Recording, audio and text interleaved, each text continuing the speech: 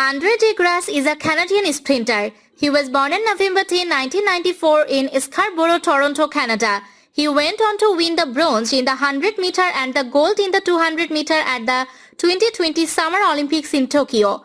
De Grasse then went on to win the gold medal in the 200-meter final in a personal best and Canadian record time of 19.62 seconds. De Grasse is the first Canadian sprinter to win 3 medals in a single Olympics. De Grasse was the Pan-American champion and the NCAA champion in the 100-meter and 200 meters.